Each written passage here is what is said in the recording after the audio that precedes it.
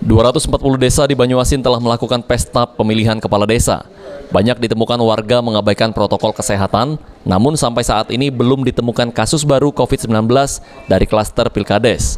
Kepala Dinas Kesehatan Banyuasin Dr. Rini Pratiwi didampingi Kabid Pengendalian dan Pemberantasan Penyakit Indah Daryani menerangkan, hingga saat ini sudah sebanyak 41% masyarakat di Banyuasin telah divaksin.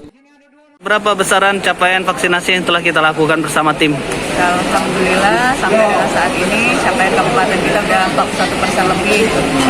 Ini sudah menggerakkan semua kemampuan kita. Insya Allah dalam waktu dekat kita tingkatkan lagi supaya lebih capaiannya bisa meningkat.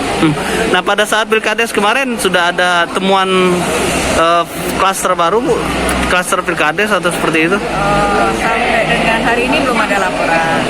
Mudah-mudahan tidak terjadi ya, karena kita sudah mewanti-wanti kepada masyarakat pada waktu mengikuti pelaksanaan Pilkades untuk tetap melaksanakan protokol kesehatannya. Jadi semaksimal mungkin lah, mudah-mudahan tidak ada lagi kasus di Pilkades yang terlaporkan. Dr. Rini Pratiwi berharap tidak ditemukan kasus COVID-19 dari klaster Pilkades dan meminta masyarakat terus patuh melakukan protokol kesehatan saat keluar rumah, serta segera melakukan vaksin di fasilitas kesehatan terdekat. Sulaiman, PAL TV.